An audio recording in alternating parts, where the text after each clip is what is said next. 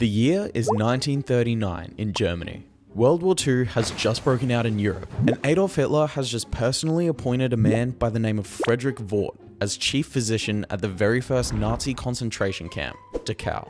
As chief physician, Vought has the access and opportunity to conduct brutal and unethical scientific experiments on human subjects. In other words, people that the Nazis had deemed unworthy of life, including Jews, homosexuals, and anyone who opposes Hitler's rule. Over the course of several years, Vaught's vicious research, which took countless lives in the process, ultimately led to him creating the first successful iteration of the compound V serum, a prototype known as V1. V1 is a synthetic serum that rewrites human biology at the fundamental level.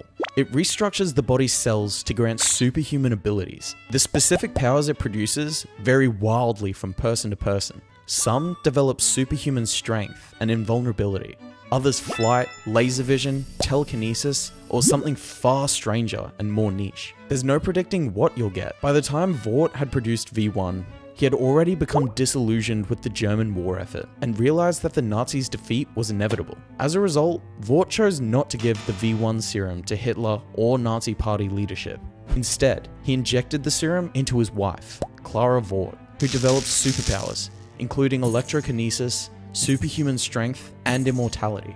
Vought had pulled off a miracle, similar to what J. Robert Oppenheimer would soon do with the atomic bomb across the pond. The fact that his wife survived it all is nothing short of a miracle, especially considering how age-dependent the serum is. Even with the most advanced versions of the compound, adults who receive compound V experience far more unstable results than those exposed in infancy or in the womb. It's almost always a guaranteed horrific death. But despite pulling this off, Vought could tell that his side was losing the war. He wanted to be on the winning side, so he and his wife decided to swap teams and defect from the Nazi Party. The Allied forces smuggled Vought and his superpowered wife into the United States, whose government welcomed them with open arms. In 1944, President Franklin D. Roosevelt personally granted Vought a full pardon, scrubbing his background with the Nazis from any public records, and allowed him to continue with his research while living in the United States and working for their military forces. Towards the end of World War II, Vought perfected and field-tested his compound V serum, leading to the creation of the world's first enhanced superpowered soldiers, including Soldier Boy. Soldier Boy's battlefield exploits helped the Allied powers secure a victory, and he became an internationally famous war hero for his efforts. Well, that's what the Vought PR team tells everyone at least. In reality, he was really just there for the photo shoots. After the war was over, Vought decided to formally create a company that would allow him to continue his scientific research. In 1950, he founded Vought American, which would serve as a defense, medicine, and research contractor for the United States Army. The company dedicated itself to the continued development of superheroes, or supes as they would become commonly known. Like Soldier Boy, Vaught's wife Clara also became a hero, taking on the name Liberty. But in the aftermath of World War II, the United States began a Cold War with the Soviet Union. Now, this war didn't really involve troops on the ground, but Vought still wanted his company to gain further prominence in American culture. In 1952, Vought American underwent its first major corporate restructuring and public-facing brand expansion. Vought American Pictures was opened as a film production subsidiary of the company, churning out propaganda films, advertising the careers and life stories of supes, while spreading pro-American, anti-communist messaging. These films reinforced Vought American's relationship with the United States government. Not only did the movies tap into cultural anxieties and tensions, becoming wildly popular with the American populace, but they presented the supes as moral paragons and indispensable, indestructible weapons in the ideological war against communism. The films were massive hits, and the public began to view supes as heroic and untouchable protectors of the American way, cementing Vought American's place in United States culture, and solidifying the heroic, larger-than-life nature of Vought superheroes. Friedrich Vought became something of a national hero in American culture, with many considering him to be on the same level as people like Thomas Edison and Walt Disney. But the ever-expanding film studio needed more characters, more stories, and therefore, more supes. Now, this next part is important. Vought American and the United States government hid the truth about Compound V to the public. Nobody, outside a select few individuals within Vought actually knew about Compound V's existence. Vaught's monopoly on Compound V is essentially their entire business. No other company, government, or nation can manufacture soups without going through Vought. That's the real source of their power, and it's the secret Frederick Vought protected above everything else. So instead, the public was told that superheroes were a naturally occurring genetic phenomena. In other words, these individuals were chosen by God,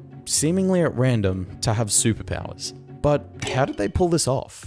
Well, what was actually happening was that Vought American was secretly shipping off vials of Compound V to hospitals all over the United States through their Christian charity called Samaritan's Embrace. Vought explicitly created the charity to distribute Compound V. When medicine was being administered to patients, such as pregnant women and newborn infants, Vought American would have doctors and nurses secretly inject people with the serum instead, without their consent or knowledge. This kept up the illusion that superhuman powers were given to soups by divine intervention, or a type of genetic superiority. Vought American and Samaritan's Embrace kept this program a secret for decades. Occasionally, Vought-aligned doctors would offer parents an opportunity to purposefully inject their child with Compound V, giving them superpowers. Of course, these parents would have to sign ironclad NDAs to ensure the truth wouldn't get out about the real origins of superheroes. And if they ever spilled the beans, well, Vought has some pretty powerful people on their payroll who can deal with that. By 1965, there were so many soups running around, flying around, I suppose, that Frederick Vought wanted to study them and learn their motives. He partnered up with Thomas Godolkin, a behavioral scientist who worked for Vought American, to found Godolkin University, also known as GodU. Thomas Godolkin had ruthless, violent, and supremacist beliefs, similar to those of Frederick Vought, and the pair created a learning institution that was really just a front to help Vought American conduct extensive research on soups and learn how to best control them. GodU functions almost as a Division I college sports program. At the university, soups are trained to hone their powers and hold Vought American in extreme reverence.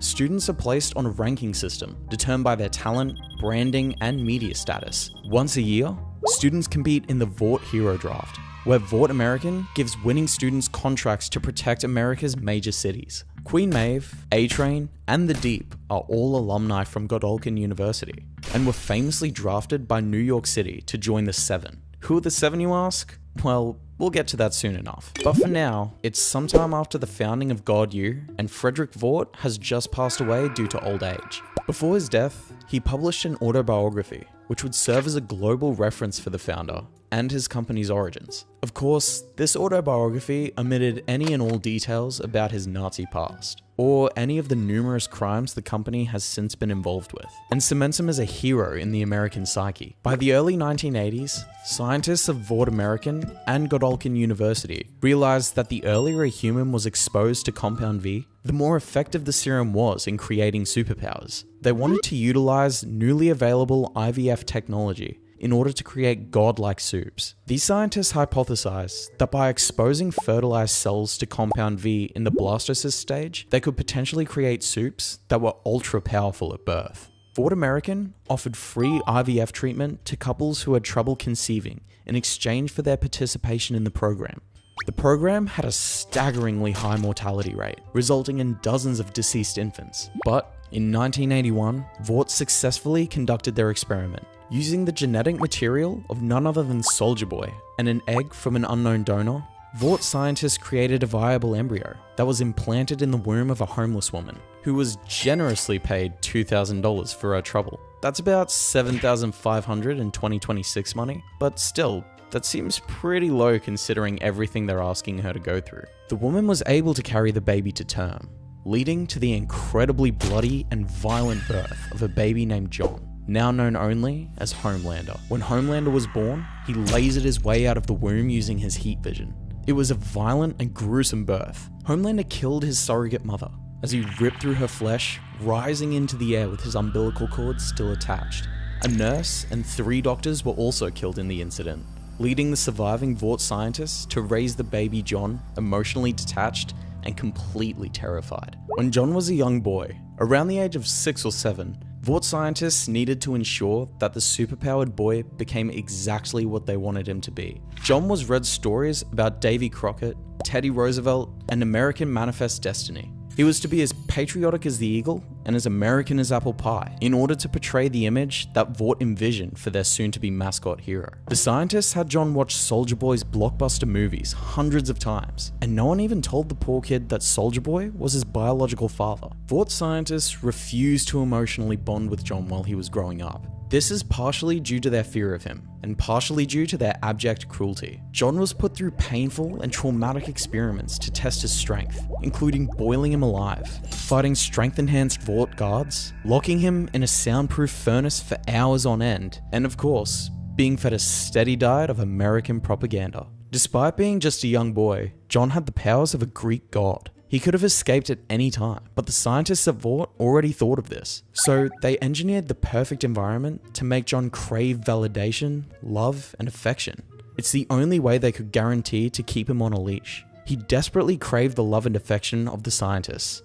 After all, these people were the closest thing he had to a family. By the time John became an adult, Vought American was rebranded to Vought International, with Vought American Pictures being relabeled as Vought Studios. A man by the name of Stan Edgar had taken over as CEO from Frederick Vought, and Edgar was more than happy to continue the corporation's unethical practices. Edgar oversaw the childhood development of Homelander and continued the sponsorship of Samaritan's Embrace as they created more soups across the country while lying to the public about their origins. Edgar worked closely with Vought executive Madeline Stillwell, the senior vice president of Hero Management, to continue capitalizing on soups, working with God U to cut deals with independent cities and states for their protection. Of course, the vast majority of incidents in any given city that need a soup to come and fix are simply stage productions, usually for media attention or a film premise. That's right, they're really only stopping fake crime.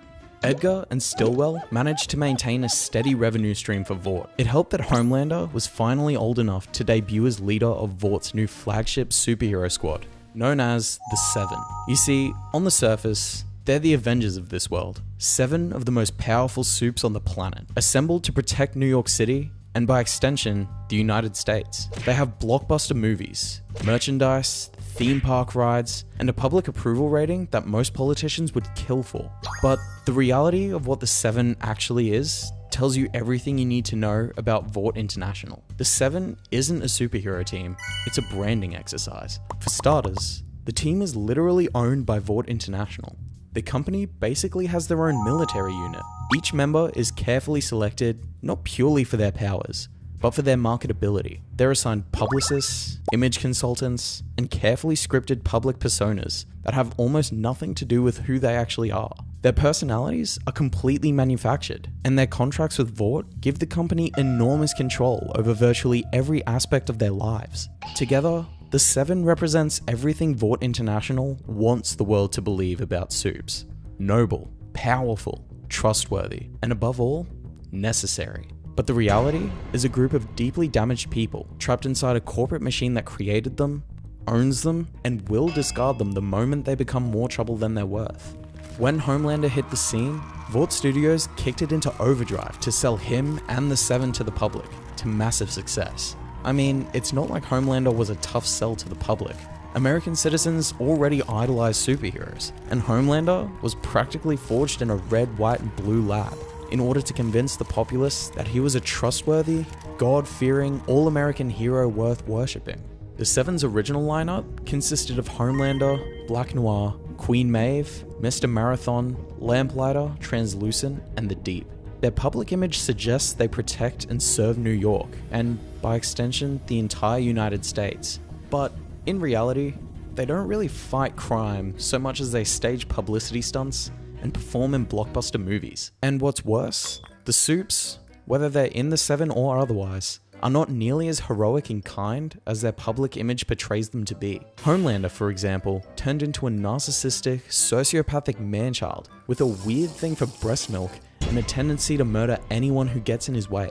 The success of the Seven even went global. Each member of the team was carefully chosen, trained, and had their image crafted to represent a different demographic or social group and appeal to a broader audience. While Homelander had the most popular and most patriotic blockbusters, Queen Maeve's stories were intended to appeal to feminists, and A-Train's were designed to push racial narratives. In essence, the Seven was just a branding tool for Vought. The stories were largely made up. They were simply just a tool used to sell vought as an upstanding international corporation and raise stock prices. As CEO, Stan Edgar wanted vought to be bigger than just a Hollywood studio. Under Edgar, vought attempted to get superheroes integrated into the military as private soldiers, which would exponentially increase the company's revenue through ongoing government contracts. The government had often resisted this pitch from vought though, because generals, congresspeople, and presidents alike have met these superheroes, and rightfully see them as incompetent airheads with no discipline on the battlefield, or anywhere else for that matter. Plus, since vought had a total monopoly on Compound V, it's not like there were any superpowered terrorists that would necessitate soups in the United States military. That is, there weren't any superpowered terrorists until 2019. Under the leadership of Edgar and Stilwell, Homelander went behind both their backs in order to distribute Compound V worldwide to terrorists and criminal organizations in order to manufacture a supervillain threat. The threat was exaggerated by the media, which led to politicians negotiating with vought on how to incorporate soups into the United States Armed Forces. To boost their brand image, Vought International sent Homelander to the Christian Believe Expo to baptize people. They also created a soup reality TV show called Super in America to humanize the Seven and build their trust with the public. Edgar and Stilwell were not pleased with this interference by Homelander. Sure, they achieved their goal of soups in the military, but the public and FDA were now aware of the existence of Compound V, and they now knew that soups were manufactured, not divinely chosen. Despite the potential for huge new revenue streams, the stock price of Vought International tanked. Privately, Homelander and Stilwell had an, disagreement. Homelander ended up brutally murdering her, putting Edgar's plan to retire from the CEO position on hold. On the bright side, Stilwell's death made her an easy scapegoat for the Compound V and super terrorist fiasco, but that was no help to their stock price. With the public now in a complete panic about the threat of super terrorists, the US government created the Federal Bureau of Superhuman Affairs to monitor and investigate the behavior of soups, both foreign and domestic. As you can imagine, guys like Homelander aren't too keen on this kind of hands-on regulation. At the same time, Liberty, who you may remember as Frederick Vaught's wife, was rebranded as Stormfront, and she's gaining popularity among the general American public. That's right, she's still alive and kicking. It turns out that the first Compound V serum also dramatically slowed her aging. Stormfront worked with Vought and Edgar to fan the flames of the super terrorist paranoia. The fear-mongering worked, and eventually, Vought had enough public support to send Compound V supplements to law enforcement agents all over the country. Right before the first shipments of Compound V were to be sent out, Stormfront's Nazi past was exposed, leading to a PR disaster for Vought International. Homelander came forward to the government as a whistleblower, exposing years of covered-up crimes by Stan Edgar, leading to his arrest. This made Homelander, in effect, the de facto CEO of the company, though publicly, that title went to a woman by the name of Ashley Barrett, much to Homelander's disdain. Under Homelander's rule, Vought International became even more ruthless and aggressive while they worked to achieve their goals. Homelander's goals with Vought were quite a bit different than those of his predecessors, and those of Ashley. While non-soup shareholders were much more concerned with Vought International's financial standing and performance in the stock market, Homelander, a guy with all the money in the world, couldn't care less about that. Rather, he wanted to use his position at Vought to create a soup dictatorship in his country, led of course by him. After years of trauma, violence and hatred, Homelander eventually came to believe that he was a superior being not only to regular humans, but to absolutely everyone, including soups. While acting as head of Vought, Homelander convinced the rest of the Seven to purge the company of any untrustworthy employees, such as those who have dirt on soups. And, in true Vought fashion, that doesn't mean fire them, it means kill everyone. It was around this time that Homelander and Vought International introduced the world to Ryan Butcher, Homelander's only son, and the world's first natural-born superhero. Ryan was born to a woman named Becca, and the details are quite horrific, but that tiny detail is left out of the press, for obvious reasons. Nevertheless, The public loves the superheroic dad and son duo, building up Homelander's brand and popularity amongst the US public even more. After a big kerfuffle involving Secret Soup and Vice President-elect Victoria Newman, President Singer was forced to step down from his elected position. And since the vice president was dead, this meant that in the line of succession, the person who would become the next president of the United States was a man by the name of Stephen Calhoun, the Speaker of the United States House of Representatives. Calhoun, though not a soup himself, is a huge vought apologist and is more than happy to help Homelander achieve his goals of implementing a dictatorship. Calhoun pledges his allegiance to Homelander and declares martial law, deploying hundreds of soups all over the country to crack down on crime and stop soup terrorists, so they say. Now, Homelander is effectively the Commander-in-Chief of the United States of America, in addition to his role at Vought International. With a private army of soups at his disposal, a legion of super fanatics that believe his every word, and the awesome power of the United States military and government behind him, it's hard to imagine what could possibly stop Vought International and Homelander. And that is the entire history of Vought International, up until Season 5 of The Boys. Let me know in the comments what videos about The Boys you want to see next, and I'll catch you in the next one.